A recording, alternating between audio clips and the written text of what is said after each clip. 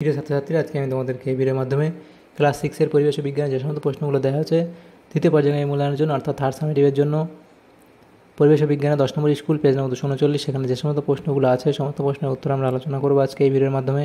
তোমরা ভিডিওটা শুরু থেকে শেষ অবধি অবশ্যই দেখবে এবং চ্যানেলে যদি নতুন হয়ে থাকে অবশ্যই চ্যানেলটাকে সাবস্ক্রাইব করে রাখবে পরবর্তী স্কুলগুলোর প্রশ্ন উত্তর পাওয়ার জন্য। এবং এর আগের স্কুলগুলোর সমস্ত প্রশ্নের উত্তর আমরা আলোচনা করে দিয়েছি, তোমরা লিস্ট থেকে সেই প্রশ্ন উত্তরগুলো পেয়ে যাবে, দেখে নিও সেখান থেকে সেই প্রশ্ন উত্তরগুলো।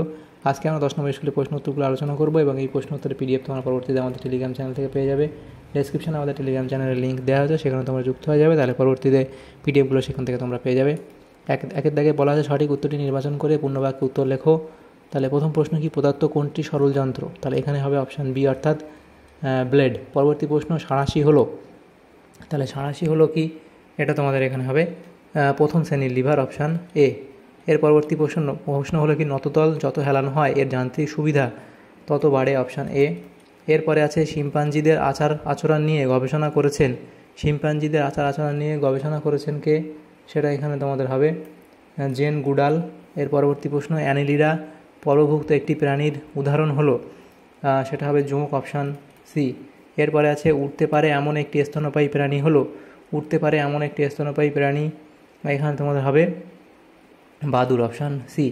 এরপরে প্রশ্ন, জলের রেশম হলো এক প্রকার, জলের রেশম হলো এক প্রকার, এখানে তোমাদের কোনটা হবে দেখো, যে অপশানগুলো আছে এটা হবে শ্যাওলা, অপশান এ। একটা দেখে প্রশ্ন এখানে দেখো কী বলা হয়েছে, যে প্রদত্ত কোন প্রাণীর সর্বভুক, এটা হবে অপশান এ, অর্থাৎ কাক। এরপরে অনিষিক্ত ডিম্বাণু থেকে জন্ম নেয় কোন মৌমাছি? তাহলে এটা হবে অপশান বি, অর্থাৎ পুরুষ মৌমাছি। এর পরবর্তী প্রশ্ন, স্বাস্থ্যকেন্দ্র থেকে পাওয়া বর্জ্য হলো, সেটা হবে গ্লাভস। এর পরবর্তী প্রশ্ন, একটি জৈব ভঙ্গুর পদার্থ হলো পচা ফল, অপশান ডি। পরবর্তী প্রশ্ন, গাছের কাঠ অংশে এক ধরনের শর্করা বস্তু থাকে, ওই বস্তুকে উইপোকা ছাড়া আর কোনো প্রাণী হজম করতে পারে না, এই বস্তুটির নাম হলো, তাহলে এটা কোনটা হবে, সেলুলোজ, অপশান এ। পরবর্তী প্রশ্ন, নিম্নোক্ত কোনটি হাইড্রোজেন ও সালফার পরমাণু দিয়ে গঠিত যৌগ? তাহলে এটা তোমাদের এখানে হবে হাইড্রোজেন সালফাইড, অপশান সি। এরপরে আছে নিম্নলিখিত কোনটিকে নিশাদল বলা হয়? তাহলে সেটা এখানে হবে ammonium chloride, ammonium chloride, option B. এরপরে আছে যে গ্যাসটি নিজে জ্বলে না সেটি হলো, যে গ্যাসটি নিজে জ্বলে না সেটি হলো, এখানে দেখো এটা carbon die oxide, option C. Oxygen কিন্তু নিজে জ্বলে না, কিন্তু অপরকে জ্বলতে সাহায্য করে, তো এখানে দেখো সবথেকে আমার মনে হয় ভালো অপশান হবে অপশান সি, অর্থাৎ কার্বন ডাইঅক্সাইড। তো এই প্রশ্নটা অবশ্যই তোমরা কোথাও তোমাদের ক্লাস টিচার থেকে বা এই টিচার থেকে জেনে নিও, পরিবেশের টিচার থেকে।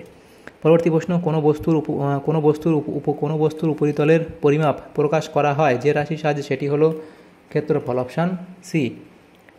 এর পরবর্তী প্রশ্ন, প্রদত্ত কোনটি লব্ধ রাশি? সেটা হবে আয়তন, অপশান এ। এসআইতে বলের একক হলো নিউটন।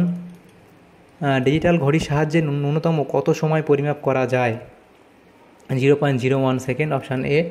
এরপরে বাঁধের জলে সঞ্চিত শক্তি হলো স্থিতিশক্তি, অপশান বি। তারপর আছে একটি নবীকরণযোগ্য শক্তির উৎস হলো সৌরশক্তি, অপশান এ।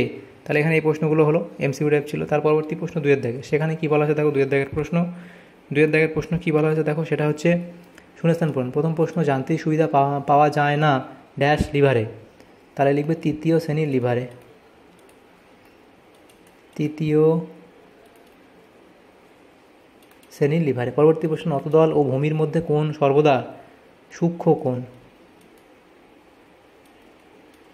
তারপরে প্রশ্ন কি, ড্যাশ পিঁপড়ে যুদ্ধে পটু? তাহলে লিখবে সৈনিক পিঁপড়ে বা আর্মি আন্ট। পরবর্তী প্রশ্ন, ড্যাশ নামক এক ধরনের পাখি মাটিতে ডিম পাড়ে ও তা দেয়? তাহলে লিখবে উট পাখি। তার পরবর্তী প্রশ্ন, মাছের বাজার থেকে পাওয়া একটি বর্জ্য, মাছের আঁশ তোমরা লিখতে পারো, প্লাস্টিক লিখতে পারো, পলিথিন। ফারেনহাইট থার্মোমিটারের সাহায্যে আমরা শরীরের ড্যাশ পরিমাপ করি? তাহলে তাপমাত্রা বা উষ্ণতা। পরবর্তী প্রশ্ন, সবচেয়ে হালকা মৌল হলো হাইড্রোজেন। তারপরে আছে লেবু পচে গেলে তার গায়ে একরকম নীলচে সাদা ছাতা পড়ে, এগুলো আসলে ছত্রাক। তিমির সাঁতার কাটার অঙ্গ হলো ফিলিপার। 10 দাগের প্রশ্ন কী বলা আছে দেখো, পিতল একটি ড্যাশ পদার্থ, তাহলে পিতল একটি মিশ্র পদার্থ।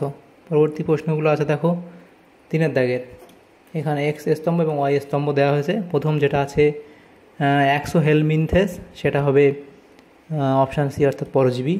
স্ত্রী এডিস মশা, সেটা হবে ডি এর সাথে মিলবে ডেঙ্গির জীবাণুর বাহক। এবং ব্লাবার, সেটা এখানে হবে এর সাথে মিলবে চামড়ার নিচে চর্বির পুরু স্তর।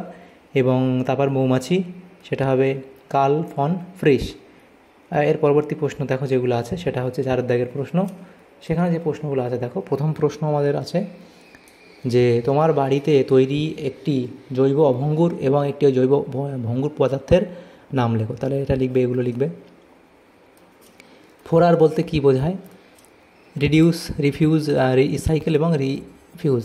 রিডিউস, রিইউজ, রিসাইকেল এবং রিফিউজ। আন্তর্জাতিক প্রমাণ মিটার কাকে বলে? আন্তর্জাতিক প্রমাণ মিটার কাকে বলে তোমরা লিখবে। পরবর্তী প্রশ্ন কী আছে দেখো, যে কোথা থেকে পরিযায়ী পাখিরা সমতল অঞ্চলে আসে এবং কেন? সাধারণ পেরেক অপেক্ষা স্কুলে জানতে সুবিধা অনেক বেশি কেন? এটা অবধি লিখবে। ব্যক্তবীজী উদ্ভিদ বলতে কী বোঝায়? উদাহরণ তোমরা দেবে। এর পরবর্তী প্রশ্ন আছে মিশ্র যৌগিক পদার্থের মধ্যে পার্থক্য। তাহলে যৌগিক পদার্থ এবং মিশ্র পদার্থ, তার সংজ্ঞা, গলনাঙ্ক ও স্ফুটনাঙ্ক, উপাদান সমসত্বতা, সংখ্যা, উপাদানের রাসায়নিক ধর্ম এবং উপাদান পৃথকীকরণ, এগুলোর উপর ভিত্তি করে তোমরা পার্থক্য লিখবে। এরপরে আছে ঘর্ষণ বল আছে বলে আমরা কী কী সুবিধা পেতে পারি। ঘর্ষণের সুবিধা তোমরা এই পয়েন্টগুলো এখানে, ঘর্ষণের সুবিধা বলে এই পয়েন্টগুলো তোমরা এখানে পরপর করবে। এর পরবর্তী যেগুলো আছে এখানে দেখো, পরবর্তী পরবর্তী হচ্ছে এরপরে যে 5 দাগের নিচের প্রশ্নগুলির উত্তর দাও। তো প্রথম প্রশ্ন কি? প্রথম প্রশ্ন 5 দাগের 1, সূর্য সকল শক্তির মূল উৎস ব্যাখ্যা করো। তাহলে এই পয়েন্টগুলো তোমরা এখানে করবে, তাহলে এই 5টা পয়েন্ট করবে। পরবর্তী যে প্রশ্ন আছে যে শ্রমিক মৌমাছিরা কী কী কাজ করে, তাহলে শ্রমিক মৌমাছির কাজ বলে তোমরা এখানে এই পয়েন্টগুলো করবে। এরপরে অথবা যে প্রশ্ন মশার জীবনচক্র বর্ণনা করো, তাহলে তার ডিম, লার্ভা, পিউপা এবং পূর্ণাঙ্গ মশা।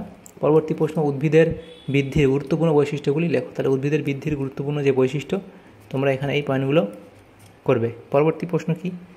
একটি আয়তক্ষেত্রের দৈর্ঘ্য 12 সেন্টিমিটার এবং প্রস্থ 7 সেন্টিমিটার, এর ক্ষেত্রফল কত? তাহলে আমরা জানি কি ক্ষেত্রফলের সূত্র দৈর্ঘ্য ইন্টু প্রস্থ। দৈর্ঘ্য 12, প্রস্থ 7, তাহলে ক্ষেত্রফল কত? গুণ করলে 84 বর্গ সেন্টিমিটার। তাহলে সেন্টিমিটার গুণ করলে বর্গ সেন্টিমিটার হবে। পরবর্তী প্রশ্ন পদার্থ মৌলগুলি চিহ্ন লেখো। লোহা Fe, ব্রোমিন Br, বেরিয়াম হচ্ছে Ba। পরবর্তী প্রশ্ন রাতের বেলা বাঘের ভালো দৃষ্টিশক্তির কারণ কি? ব্যাঘ্র প্রকল্পের 2টি প্রয়োজনীয়তা লেখো। তাহলে ভালো দেখতে পাই কেন এবং ব্যাঘ্র প্রকল্পের এই পয়েন্টগুলো লিখবে। 4টে দেওয়া আছে, 2 লিখলে হবে। পরবর্তী প্রশ্ন কি? খাদ্য পিরামিড কি? এবং এর সাথে আছে যে খাদ্য পিরামিডের প্রতিটি ধাপকে কী বলে এবং খাদ্যজাল বলতে কী বলে। তাহলে খাদ্য পিরামিড কী সেটা লিখবে। খাদ্য পিরামিডের প্রতিটি ধাপকে কী পুষ্টি স্তর বা ট্রফিক লেভেল বলে। খাদ্যজাল বলতে কী বোঝায় সেটা লিখবে। কেরাসন পদ্ধতিতে পৃথক করা যায় এমন একটি মিশ্রণের নাম ও তার উপাদানগুলি পৃথকীকরণের প্রক্রিয়াটি লেখো, সেটা তোমরা লিখবে। তাহলে আমাদের এখান থেকে এই সমস্ত প্রশ্নগুলি ছিল আমাদের ক্লাস 6-এর পরিবেশ ও বিজ্ঞানের যে প্রশ্নগুলো ছিল থার্ড সামেটিভের জন্য 10 নম্বর স্কুলের সমস্ত প্রশ্নের উত্তর আমরা আলোচনা করলাম আজকে এই ভিডিওর মাধ্যমে। তোমাদের যদি সামান্যতম উপকার এসে থাকে ভিডিওটা অবশ্যই এটা লাইক করবে এবং বেশি বেশি করে বন্ধুদের সাথে শেয়ার করবে। আর পরবর্তী যে স্কুলগুলো আছে সেগুলোর প্রশ্নোত্তর পাওয়ার জন্য অবশ্যই তোমরা আমাদের চ্যানেলটাকে সাবস্ক্রাইব করে রাখবে। Thanks for watching.